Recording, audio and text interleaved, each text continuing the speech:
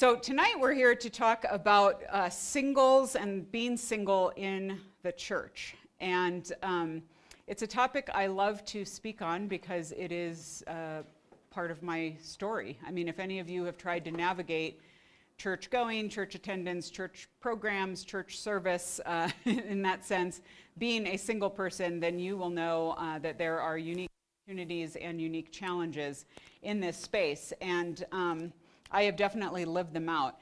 I remember when I visited a church, and I was probably at that point, when this happened, I was probably in my late 20s at the time. And I walked into a church. I was new to an area, and walked up to their welcome counter, and I said, they kind of looked at me and were like, "Clearly you're new. Where do you want to fit in?" And I was like, "Well, I'm single, I'm new to town, do you have anything for me?" And the woman, bless her heart, I actually tell this story in the book, turned to me and said, "Oh my goodness, yes we do. We have a Sunday school class for singles and those with special needs and disabilities. And Ken here will lead you back to it." And no joke, Ken did lead me back to the Sunday school class, and I attended it. And I have always thought that if I ever wrote a book, I would include that anecdote because it was a little bit indicative of where that church was in their understanding of single adults and wherever we are. Interestingly enough, my pastor, this was just about 2 or 3 weeks ago, he's preaching through the 10 Commandments, and he was talking about singleness in the context of one of them, and said that he had a friend who had gone to some kind of class at a church that was for married couples and singles of all ages, and they called that pairs and spares, which I'm not sure that's much better. So if you ever attend pairs and spares, let me know how it is and if the married people in there treat you well. That said, I'll just tell you a little of my story. Like I said, I worked for a while now at Focus on the Family. My background's in PR and media relations, and then in 2008, what is called Boundless at Focus, our young adult ministry, decided to start a podcast, and no joke, they came to me and said, "Lisa, you are single and like to talk. Do you want to host this show?" And I was like, "You know what, I'll give it a try," and that was 10 years ago now. So been doing it ever since. And then we have articles that we publish there. We have a group blog. We have the show. And so I, never thought I would be single until now. I'm now over 40. And I had a massive crisis when I turned 30 because my 20s, I was, just working on my career because that's what everyone told me to do. And so I did. And then my 30s, I freaked out and tried to make up for lost time and just quite frankly, dated a bunch of losers, and it was very concerning. They were Christians, but they may or may not have had jobs. I may or may not have known them. Whatever. So it was very sketchy. And anyway, so now I feel like that I've hit the 40 mark.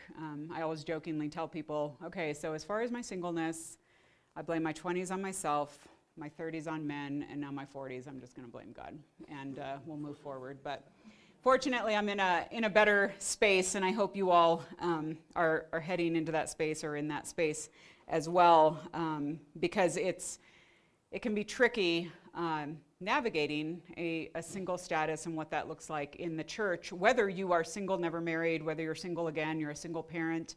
I had a guy tell me not too long ago at a conference, he was recently divorced, and he said, I was single for a while, and then I got married and had kids, and he said, I never expected what it would be like to be a single divorced man in the church. He said it is a rough spot to be in, because it's like no one trusts him or takes them under his wing until he has proven his story and what his side of the equation was in the relationship. And I can't even imagine how hard that is to feel like you're being rejected before you even get a chance to introduce yourself. So you all probably have a few notions of, if I were to say, discuss at your tables, what are some of the biggest challenges or frustrations in the church for single people?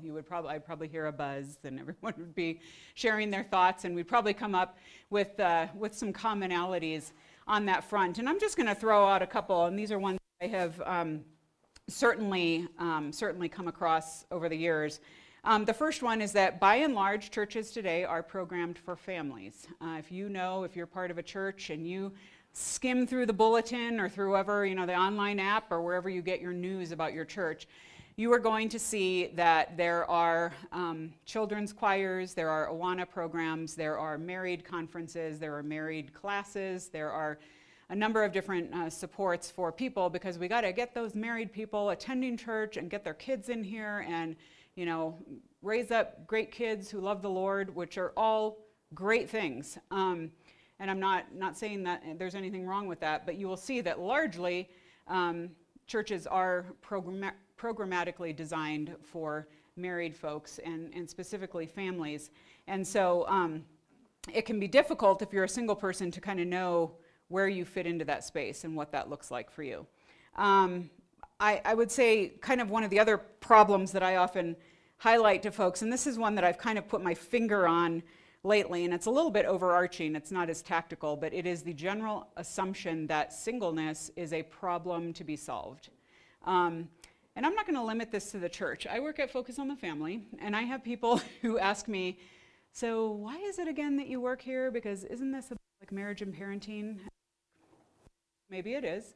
But actually, Focus's mission statement and the primary goal of Focus on the Family is to cooperate with the Holy Spirit in disseminating the gospel to as many people as possible. And we just happen to use the vehicle of the family through which to do that. And so disseminating the gospel and introducing people to Jesus Christ is something I can super get on board with, and I get excited about that. And so, and then as I try to convince my my bosses and Focus leadership and stuff, I always say, well, wouldn't it be great if we actually built into single adults now, for one, they are family. It's not like family begins at marriage and having kids. And we all have families, we're all part of families. And two, wouldn't it be great for the folks that eventually get married someday, and over 80% will at some point in their lifetime, wouldn't it be great if we're building into those marriages before they begin, rather than letting people stumble to the altar, make a bunch of mistakes, and then they come to Focus for us to patch them up on the back end. So we're excited about what we can do with that. But the challenge is that there's these single people, and we got to do something with them. And we're hoping that they're going to get married. We're hoping that they're going to do X, Y, Z. But until they do, well, what do we do with them? And I've encountered that a lot. In tandem with that, singles are often seen as incomplete, unhappy, and unfulfilled. Raise your hand if you are incomplete, unhappy, and unfulfilled tonight. Okay, there are a few of us. Okay. Okay, so that is, I feel like, but what's nutty to me is that is, it's not dependent on your relationship status. I know tons of people who are married and are extremely, excruciatingly lonely in their marriages. I know a number of people who are broken. They got married thinking that marriage was going to complete them, and they found that that was not the case at all. And so to say, single people, categorically, you must be strugglers, you must be like looking for something, you have to fix yourself, you have to become spiritually more mature, it's just not true. We are also viewed as workhorses. How many of you have been pinged to volunteer for something and it's pretty much because you're single and you have all, Raquel, because you have all the time in the world. Clearly you have nothing going on in your life. I get that one a lot. I actually had someone ask me if I would lead the church's Awana program, single-handedly apparently, and I don't even have like a background with like kids or whatever. So apparently the qualifications weren't high, but I was available. So, you'll often find that, or you'll see, for the Valentine's banquet for the married couples, let's get the single people to watch everyone's kids. And it just happens. And bless these married people's hearts. They're just, sometimes they just don't know. And sometimes, quite frankly, they just want sitters. And they will be desperate enough to do whatever they can to get them. I understand that. I don't know how many of you have had the challenge in the church of folks, leadership or whatever, kind of treating you like you're at the kids' table, kind of that proverbial kids' table. You're maybe not, quite grown up yet, or you're, hopefully that's not the case with y'all. When I talk to 20-somethings, they're all like, yes, chorus of like, they just think we're, My sister, to illustrate this, all my sisters are married, and or actually no, one other one is single. Sorry, Martha.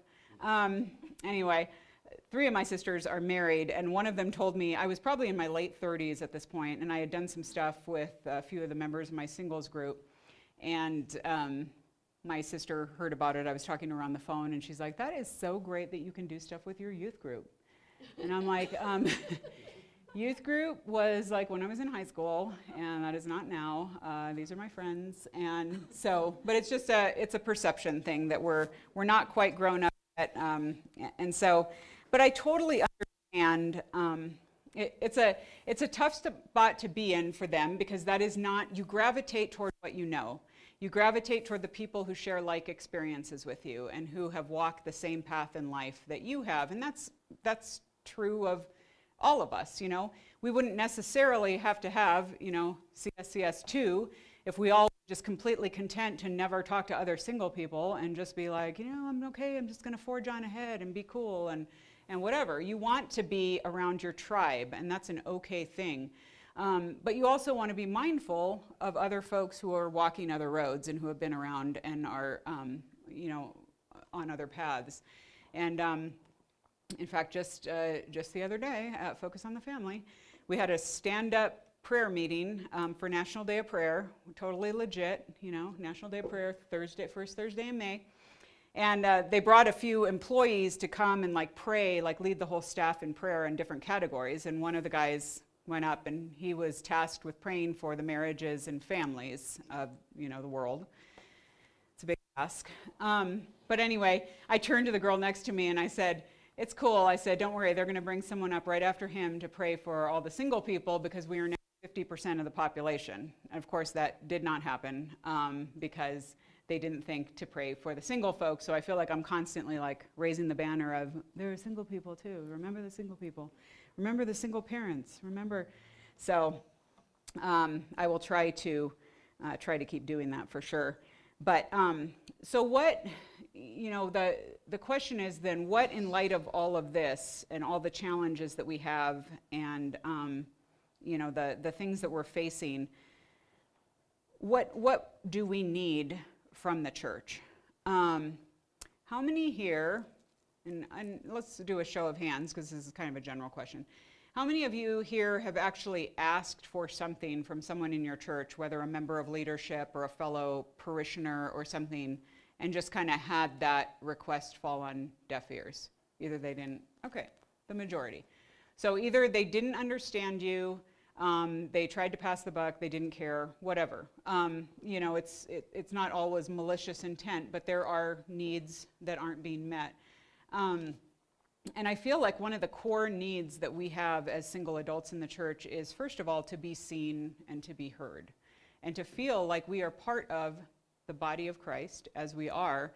And it's not, I mean, I've been that person that has kind of stood around church afterwards and you're like, is there anyone here that maybe I can ask to lunch? Because all the young families are like packing up the minivans and just trying to go home because they're like completely fried from dealing with their kids for 4 hours or whatever.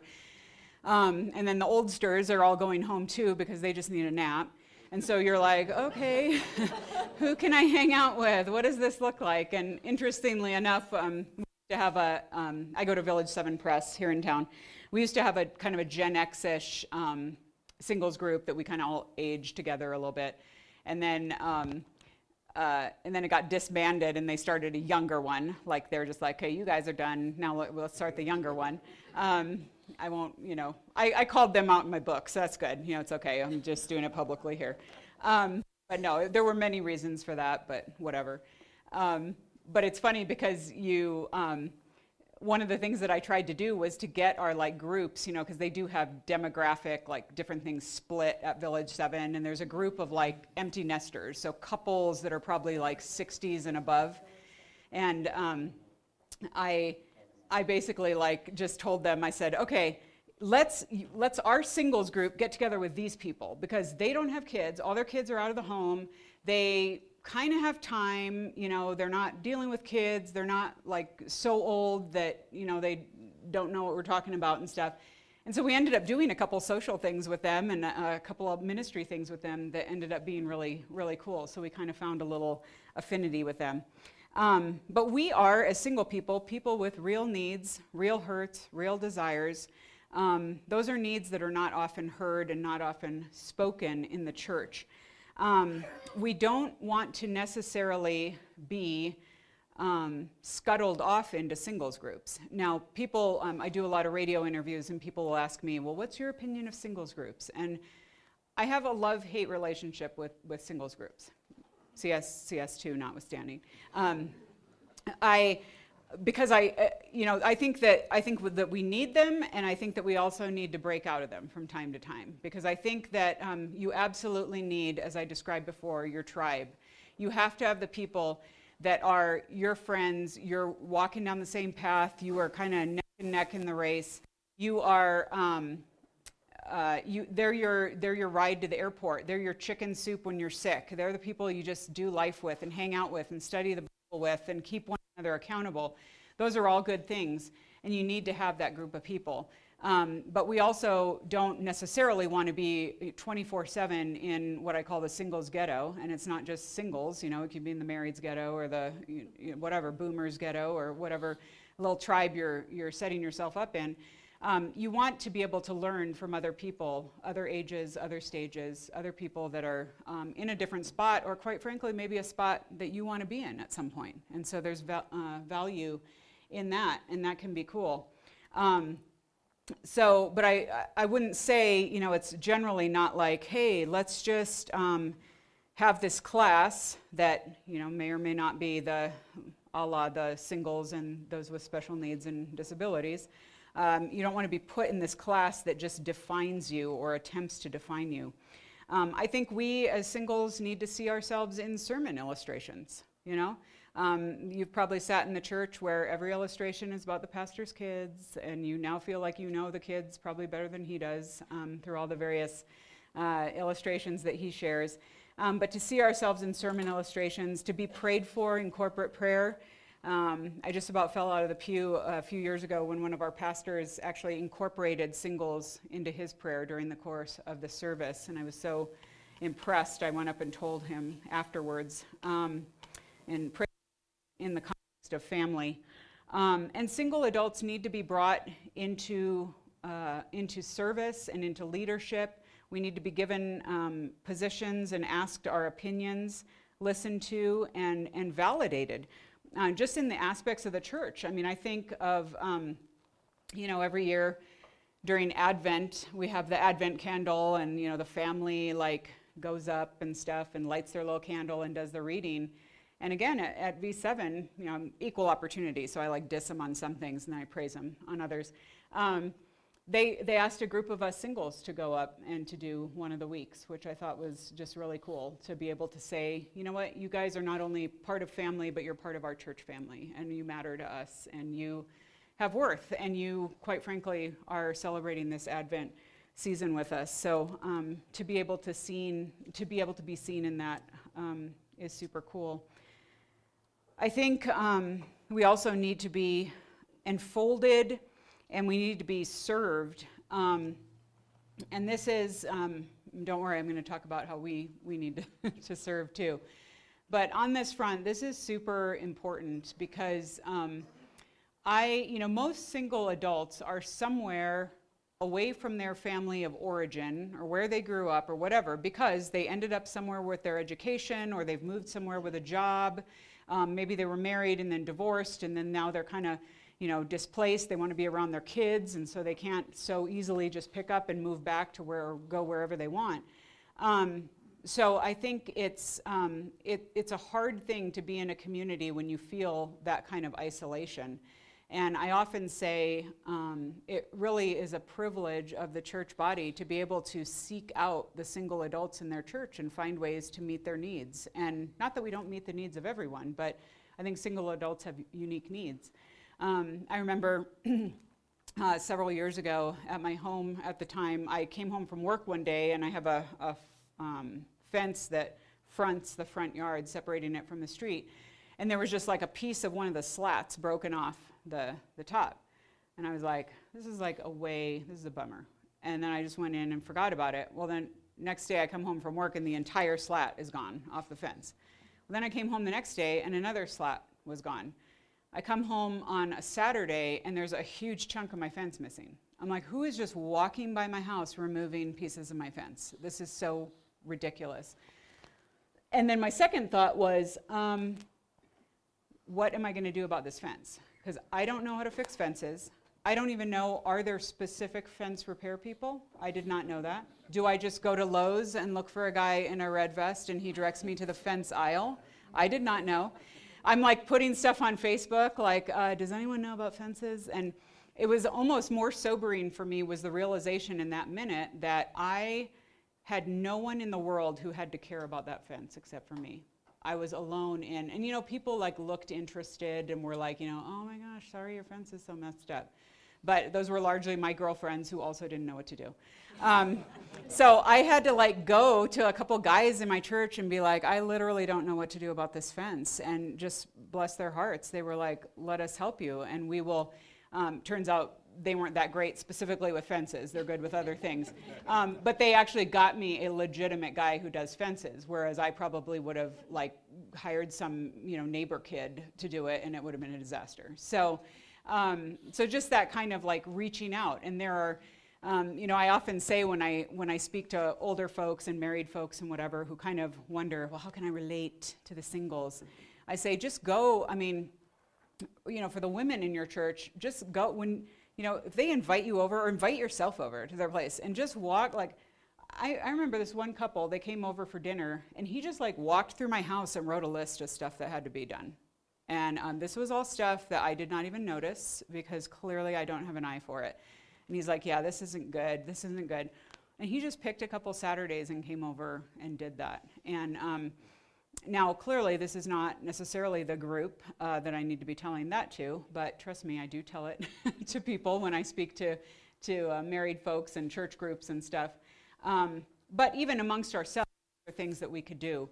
I often say, you know, for men, I think churches make the assumption for men that to get you guys into community or to get you involved, it's like they think, you know, with the minds of women. They're like, you know what we really need to do to get these guys? Let's do a book study and make some tea and coffee and invite all these guys. And the guys are just like flatlining as they read the, you know, notice about it.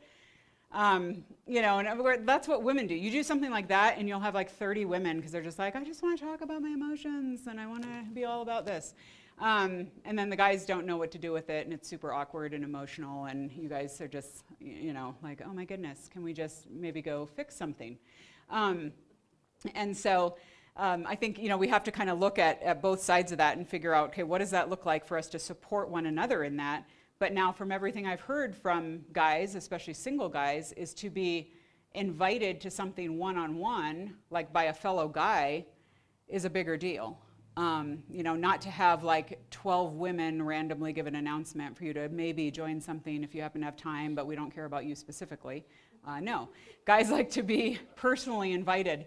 I remember my friend Kyle was going to our church for a while and he was kind of, you know, I mean, he was around and about and had done a few things and stuff. And this one guy, older guy at church, singled him out. And he was like, well, I see you've been coming to our church for a while and I'd like to get to know you more. I, you know, work full time, but I have breakfast free on Wednesdays and Fridays. Pick one. I think Kyle was so flabbergasted, he just picked a Friday.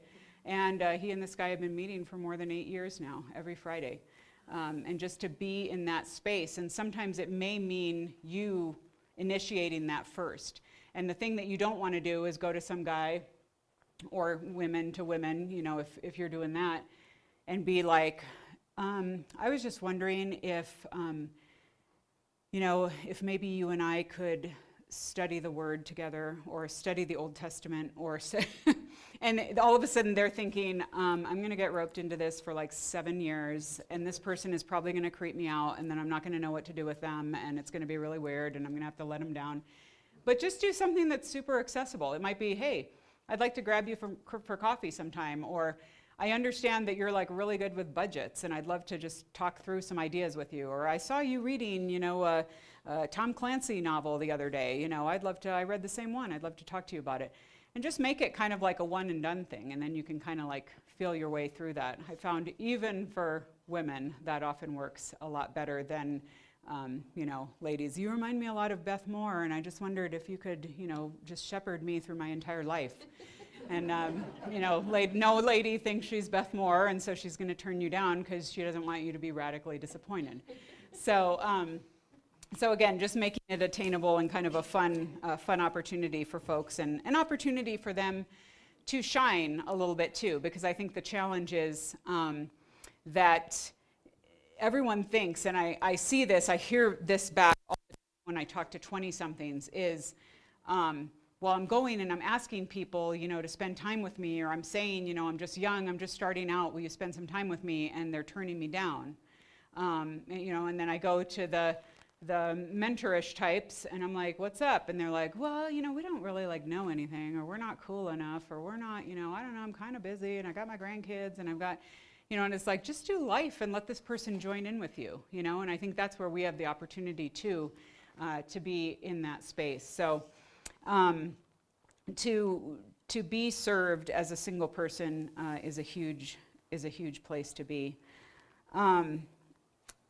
But in tandem with that, I think we also have to realize our space in that. And again, this is where I talk, I like to talk a lot about the ways that we can kind of rock out our singleness in the church. I want to leave a little bit of time with us for Q&A as well, because I'd love to get, of course, where the rubber hits the road is the challenges that y'all are actually facing, and hopefully we can learn from one another. But here are just a few suggestions that I have found have worked for me over the years, as I've, sometimes just kind of navigated it awkwardly, and sometimes just straight up asked people, like, can you tell me what is up with this and why this is happening? So these are a few things. The first one is to be seen.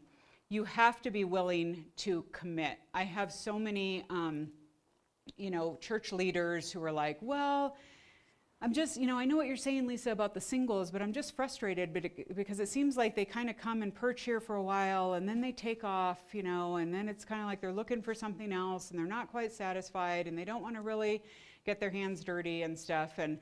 And so to really commit, and that begins, I would go so far as to say, if your church offers membership, join your church. Be part of a local church where you are seen, you are heard, you are held accountable, you are being involved.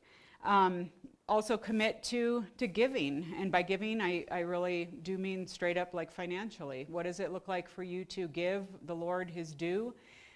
We just had Sunday at V7, our sermon was on giving, and you're always like, oh my goodness, it's another giving sermon. But it was literally, my pastor is like, did you know that what God requires of you and the amount that he requires of you is his anyway? And so it's not even an option for you to keep it for yourself. And I was just like, slain. Anyway, it's for real, and that's how we accomplish much of the work that's going on in our city and in the region and in the world. So give and be, and there are other ways to give as well, obviously. Serve, and this is, again, find something that you do well and give your time and your talents to the church. Or it could be something you don't necessarily do that well, but you're just interested in it, or you have a heart for it, or you're passionate about it. I often say when I talk to church leaders, I'm like, if you have like some single dude who's a CPA in your church and he's not on like your finance committee, that's just pretty dumb. Because then you're going to have someone like me who is a liberal arts major, and I'm going to be on your finance committee, and the church is going to tank and close its doors. But we'll put her on the finance committee because she has a great personality. No, you don't need a personality. You need someone who knows numbers. Okay, so like get the right people in the right seats. It's not rocket science, people. Let's say, I feel like I have to tell pastors this. But they're afraid, they're afraid to go after people. Well, they do that all week, and so they might not want to do it. I'm like, if they're doing it and they're great at it, it's not work. It's something that they love to do and they're skilled at, and we can affirm them in that. And then, of course, lead. A lot of us think, and maybe it's because we've been told this, or maybe it's because we we feel that this is our spot or something, is to, well, I guess I can help out, or I'll follow along with the crowd, or I'll whatever.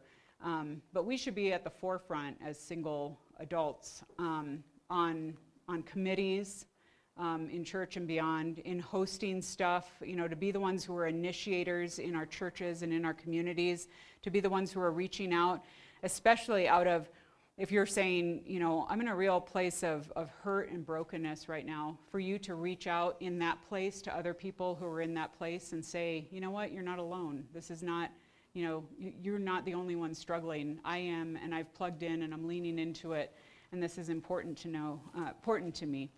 I think that's super important, to be an inviter in a number of ways.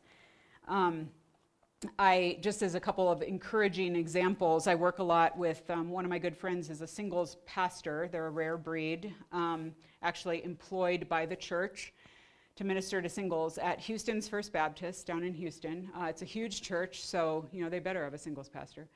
But what I think is so cool about them is he was telling me that their singles group, which has, the church is just huge. I don't even know how many people are in the church as a whole, but their singles group of varying ages has about 1,500 people in it. So it's very large. Everyone's all like Googling, should I move to Houston? What does this look like? Anyway, but he told me that their singles group is the #1 point of entry for new people into the church and new believers. That is legit, you guys. That is legit. So no one can say about singles and singles ministries that we all are just a bunch of taker consumers that are just milling around and being all out for us. I mean, they have got a legit ministry going on there, and it's super encouraging. I also was just, when I was in Dallas, I met with the leadership team at Watermark Church. I was not that familiar with Watermark. Also, huge megachurch. They have got a young adults ministry called The Porch that has 3,500 single young adults in it. And again, the pastor was telling me, they're one of their biggest mobilizers in serving in the community. That church has started an entire medical campus staffed only with doctors, nurses, techs from the church itself in an underserved community in Dallas. And they have saved patients in their care $245 million just from them giving time and attention to people with the gifts that they have. And you're like, well, I'm not a doctor. Well, like, what are you? It doesn't take, it just takes you joining something and being willing to lead where you can. I would say one thing, and this is where, I get to meddling a little bit, but I'm totally preaching to myself here, you guys. Also, we have to be open to growth and to change. And so this is, a lot of us, I think, take our singleness kind of almost as a personal attack, or when people are like, if they assume that we're broken because we're single, we're going to internalize that and utilize it as a self-fulfilling prophecy, and that's not true at all. That said, we need to be willing to take advice from people, people that we know are trusted, of good character, people that have leadership, people that have earned a right to speak. We need to be willing to take prayer that people are offering for us. Sometimes we just need to ask for prayer from people in our sphere.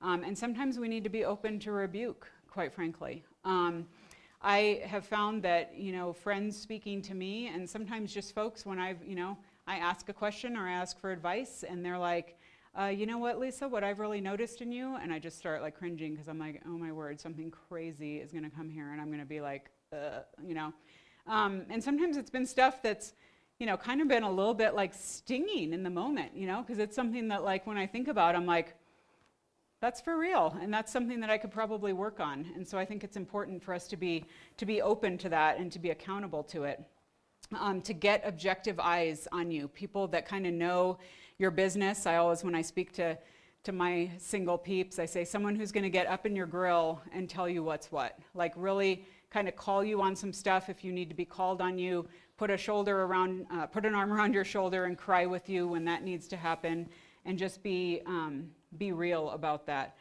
I think that we don't need to live out of our brokenness. One of the cool things that Tony Evans says in his book, I underlined it, there's a lot of quotable things, so look for memes from me when the book comes out. he says, God will never use your past to define you, but Satan is definitely going to try to use your past to confine you. And it's so easy for us to just look downward and say, well, I was this, or I messed up here, or this person doesn't love me anymore, or this and that. And that's not the truest thing about you, y'all. It may be true that you're divorced. It may be true that you've walked through a lot of stuff, including addictions and other problems and stuff, but that's not the truest thing about you. The thing about you is that you are a child of God who's been bought by the blood of Christ, and that's what we have to live out of. I would also encourage you to not think, kind of turning on the brokenness sphere, to not just think of singleness as a season of waiting. And usually when I talk, obviously because of the book and otherwise, I talk a lot about dating and relationships. And I talk about, y'all have like lived some life, okay? But let me tell you about the 21-year-olds who come up to me when I speak on college campuses, these, like usually girls, in tears because they are not engaged yet and they're finishing college, and are they ever going to get married? Because how did they get to 21 and they're still single? They cannot even fathom this, okay? And I'm just like, my first thought is just like, you are precious, and just wait until you're my age, because let me tell you some things. But I just think to myself, they are as old as they've ever been, and this is their story and their experience, and they thought they would be somewhere and they're not there. And so to be encouraging of that and realize that they don't have to be in this season of perpetual waiting for their life to start. Singleness is not a waiting room for marriage. It is an actual season where, like I was telling about Tony Evans, we can exercise authority and kingdom rule in the life we have. And so I want to encourage us to do that and to do it well. I often am reminded, in fact, believe it or not, here's a Focus on the Family coup. We got the cover story for Boundless coming out now in June, and I was able to write an article about ways that married people can encourage and come alongside single people in the church and beyond. And the one thing that I say as one of my tips for these folks is to not treat their marriages like it's the biggest thing about them. And in a similar way, our singleness is not the biggest thing about us. We don't need to lead with, so I'm single, or I'm a single. I'm a spare, if you're in that Sunday school class. It's not the biggest thing about us. And I feel like what we have to be encouraged in doing as we're walking through life, and I'll just close with this. This is like my biggest thing that I feel like, if I ever say one thing to people, it has to be this. Because so many people come to me and they're like, okay, Lisa, just give me like the 5 best ways to like snare a mate. Find me, just like, what are the tips? What do I need to do? Just give me the list. If I walk through this list, it's going to be a formula for finding someone, for being loved, for being lovable.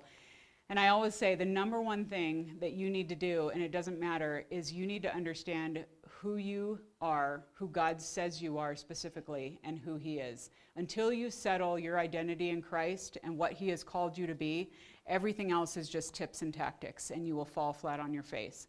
I wrote a book on dating, and I am still single, y'all. I mean, there has to be, and I've gleaned from many different, some of them are biblical principles, some of them are just man on the street stuff, some of them are just things that I know did not work for me.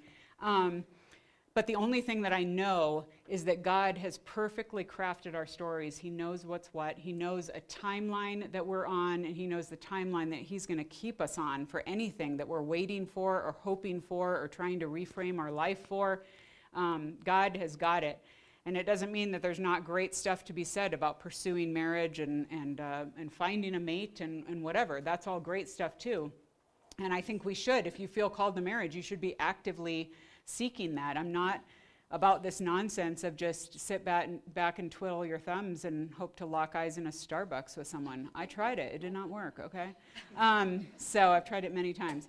But to truly trust God and to lean into Him and know and live out of who He says you are is going to set your feet on the ground running in a way that not only God will be pleased with, not that He needs your performance to be pleased, but He will be so happy for you to be living out of who you're created to be. And the people in your sphere, I think, will notice as well. And, at level, I always jokingly tell single folks, and then be encouraged, because quite frankly, if you're single and you want to be married, death levels the playing field, y'all. There is no marriage in heaven. So I say, we've got whatever God has for us on this earth, he will determine that. And it is part, we have a responsibility in that, but he has a role in that too. And whatever that looks like, we enter the kingdom as heirs of Christ, and we all have the same privileges that are given to us through the blood of Christ that was paid for us uniquely. And so we got to be encouraged by that.